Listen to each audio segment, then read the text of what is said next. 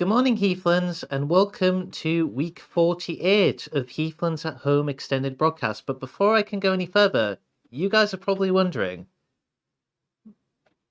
where's Sarah? Where is she? Not under there? Okay. So, due to unfortunate circumstances, Sarah is not in this week, unfortunately. But don't worry. I came prepared as I have a backup presenter. Face the camera. Go on. This is Benny Beanie, one of the mascots for our broadcast. So, say hello to the audience, Benny. Hello, everybody. How you doing? Is that all? He's shy. Don't worry. You need to read this bit, by the way. So far this week, we had Nick's exercise session on Monday at 11:15. Our live with Helen Tuck on Monday at 1. This week, repurposing Halloween pumpkins. If you were watching, you will have seen she used the pumpkin I designed for our Halloween showdown. That's because you were the loser, Mark. And yes, that makes Sarah the winner. You call me a loser. I feel ashamed now.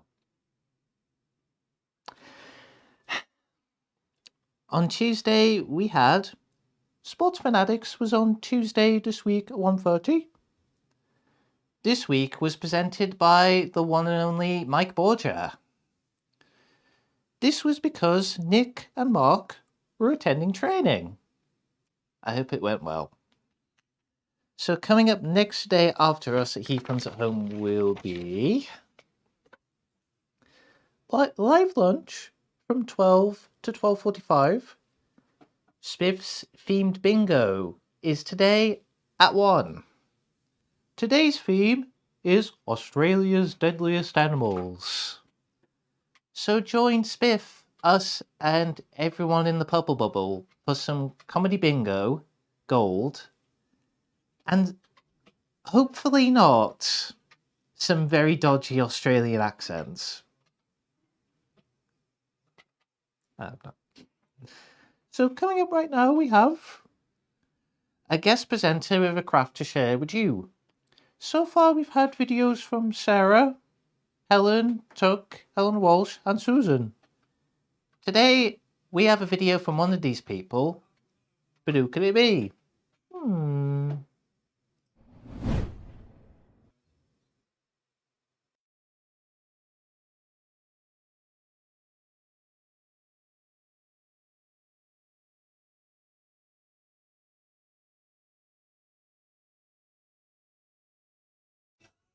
Hello, Heathlands at Home, and it's Helen here.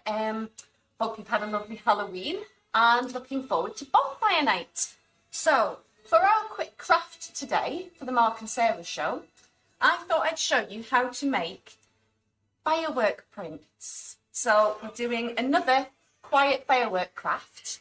I've already filmed another one, so I think that's going to go live on Friday. So, yes, we're going to make firework prints. So I've got one pre-made here, and to make our firework prints, what you're going to need to use is some cardboard tubes, or some card and some masking tape. Now I quite like making the tubes out of card because it means you can make them narrower. But I'll show you, I'll put this to one side and I'll show you how we make our prints.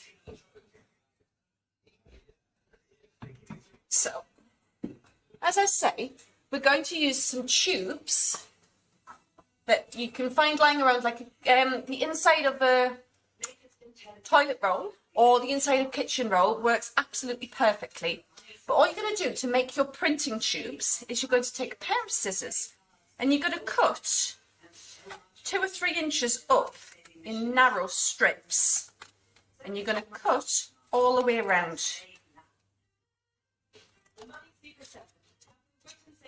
So I'm filming in Purple Bubble here. it's been a lovely day. Well, it's been dreadful outside, but, you know, it's been a really nice day for creativity here at Heathlands. We've got lots and lots of lovely things done and made. So all I'm doing is cutting, as I say, 2 or 3 inches up into the tube, maybe ½ centimetre apart, something like that. And I'm going to do it all the way around. So as you can see, I've already made some here that I use to do my printing with. So what you need is your tubes, your scissors, some paint, and an optional extra that you can use is some glitter. So now that I've cut all the way around, what I'm going to do is I'm going to fan out my tube. And that is our printing tube to make our fireworks. So if I wanted to do a narrow tube, what I would do is cut a piece of card off, and I'm going to curl it up, twist it up like this, and then to fix it all together, I'm just going to use a bit of masking tape, slightly longer than the tube needs to be. And you really don't need to be precise about this. It doesn't have to be the neatest, most beautiful tube you've ever made in your life. It's not a phrase you'd think you'd hear often. You just need to make something that is roughly cylindrical. And then we tuck those ends down inside. So that's a much, much narrower tube. And again, all you'll do is cut down. So the longer you cut up the tube, the longer you cut into the tube, the bigger the firework will be. So if you want to do one with a narrow inside, but really long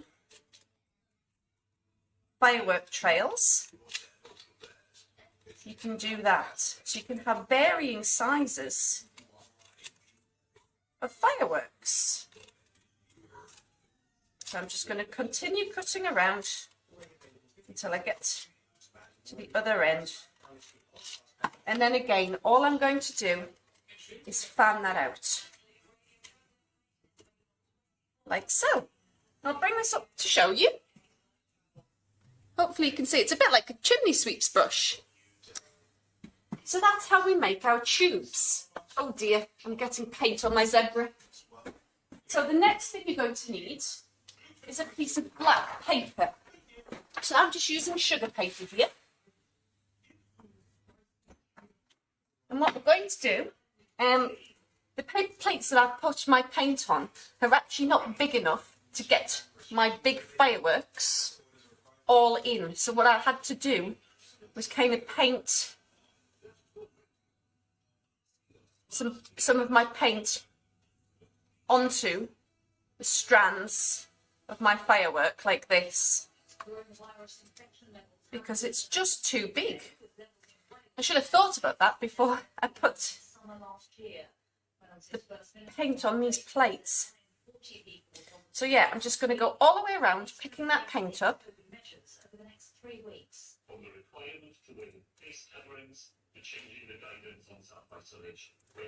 And then you've got to be prepared to get a little bit messy, guys, because you need to be able to press this down quite firmly.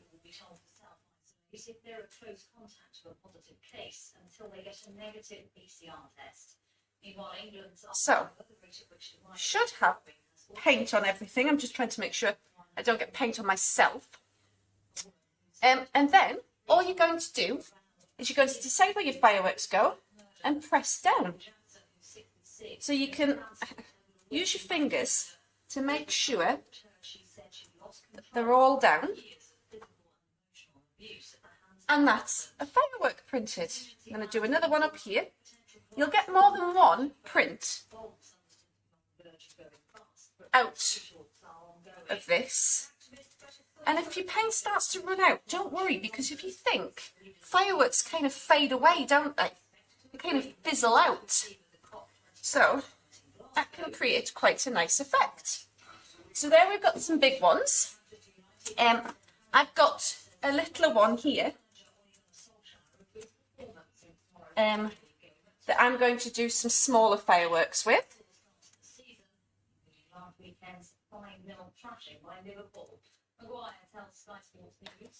So I'm going to do a couple of red fireworks, I think.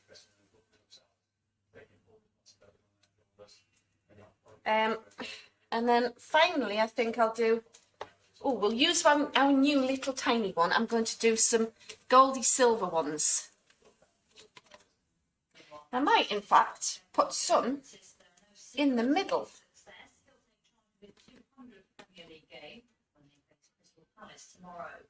QPR will climb into the Championship playoff positions if they secure a positive result against Nottingham Forest tonight. And Mark Wood and Tom Curran will be back on the England There we go. T20 World Cup clash with Australia. So the only thing left to do after this is to add some glitter. Now I'm just going to very quickly wipe my hands.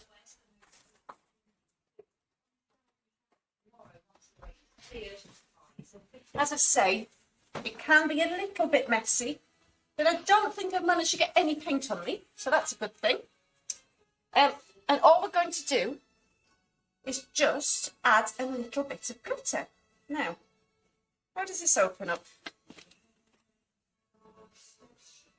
It's supposed to be, there.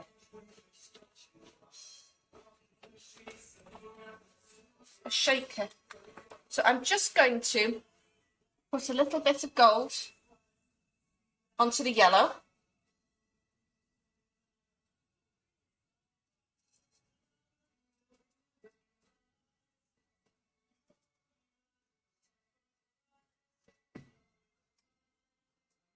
And again, a little bit of red onto the red, although that might have dried out a bit. Don't know how effective that's going to be. But I put some newspaper over the way, so I'll give it a shake.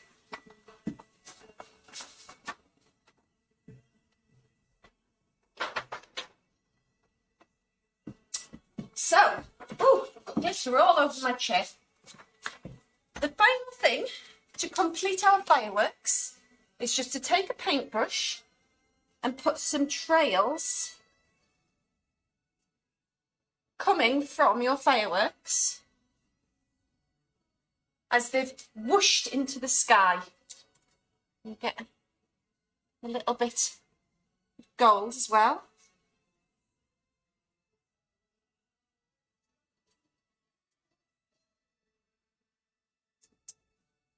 And finally, our red.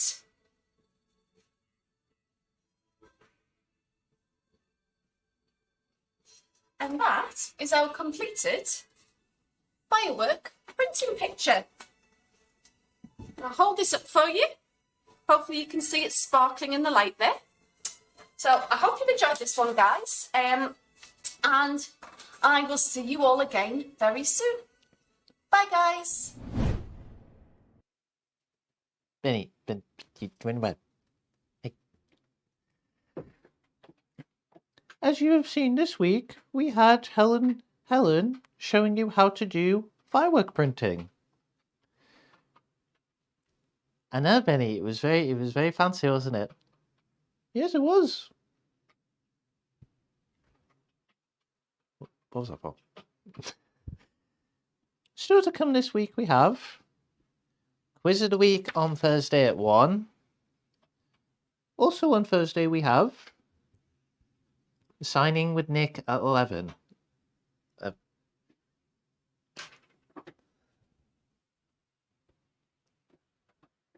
I did it right this time. Heathlands Book Club with Jeanette and Susan is on Thursday too. On Friday, to start the day, we have Maria's workout at 10:30.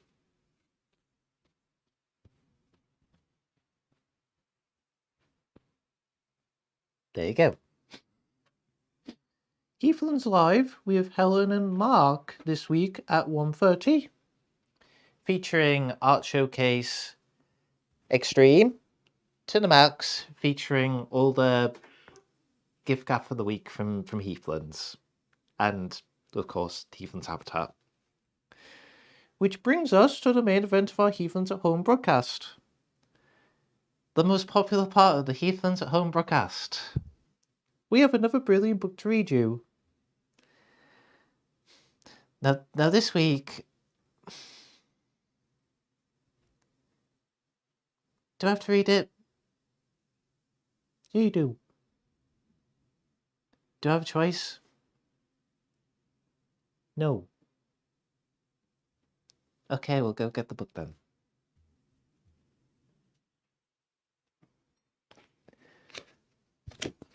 Thank you.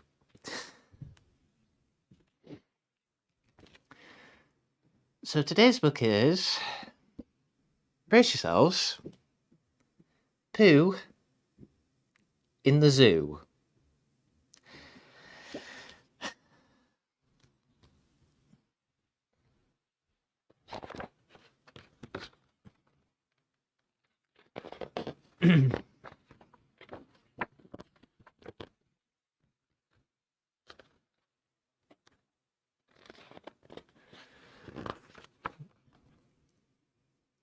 Little Bob McGee was a keeper at the zoo. Looking after animals was what he loved to do. But it wasn't always fun, because Bob was the one who had to push a cart around and shovel up the... You guessed it, poo. There was Tiger Pooh, Lion Pooh, Prickly Porcupine Pooh, that's pleasant. Plummeting Giraffe Pooh that landed with a splat. Okay. Dollops of Guna Pooh. Bouncy Kangaroo Pooh, I didn't know the poo about. A trail of drippy droplings from a fat wombat.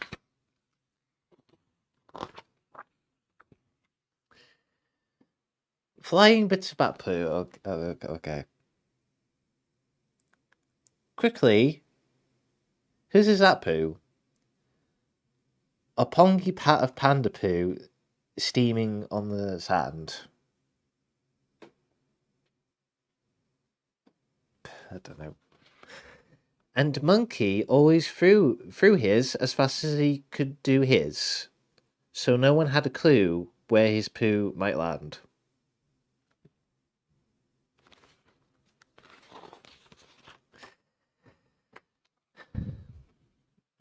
Bob felt dizzy. He was far too busy, with big jobs and little jobs all around the place. Then he slipped on a banana. Then you do it.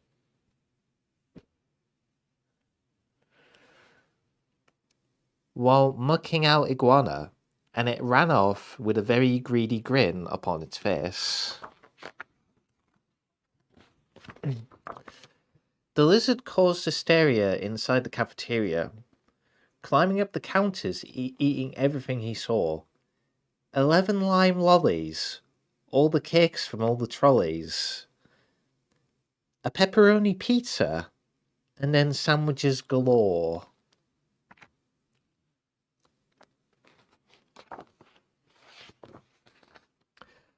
Iguana's bulgy belly started wobbling like jelly. That was a wobble. Ooh, he groaned. I don't think I can eat another bite. Then his greedy little eyes saw some sparkly fireflies. So he gobbled them up too, because he fancied something light. You get it? Benny, help me. You know how. Iguana said, "Oh no," as his bum began to glow.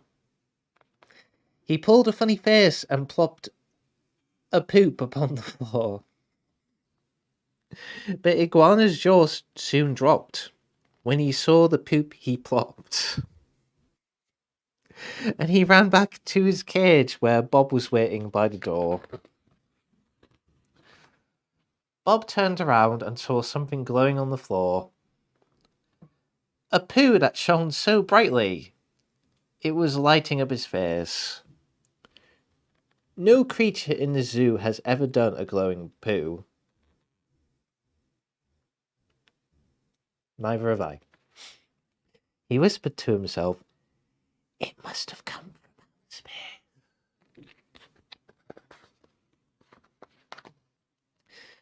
Soon everybody knew about the new poo at the zoo, and people flocked to see the interplanetary poo.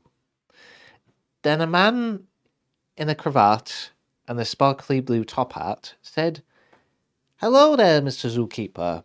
My name is Hector Gloop." "I'm like you," said Hector. I'm another poo collector. I collect exotic poo-poos." "I've got quite a big selection. I want the world to see how amazing poo can be." Well, good for you. "Please climb aboard my poo museum. I'll show you my collection." "I've got a pile of Yeti poo. And some that's like spaghetti. Spaghetti. Spaghetti poo. A smoking pile of dragon poo. They're very hard to find, you know. A mammoth poo in ice. Okay. Oh, and this one's very nice. It's a massive pile of poo-poo with dinosaurs behind. Okay, calm down. I've got huge poos, tiny poos, crusty poos, and shiny poos. Every kind of poo-poo you could wish to see. Well, I've got some doo-doo-doo-doo, but not some glowing poo like you do. Oh, I've simply got to have it. Will you sell your poo to me? So Bob sold the poop to a happy Hector Glob, and he spent all the money on a robot pooper scooper. Well, it whizzes around the zoo and it picks up all the poo. And for Bob and all his animals, life is super duper.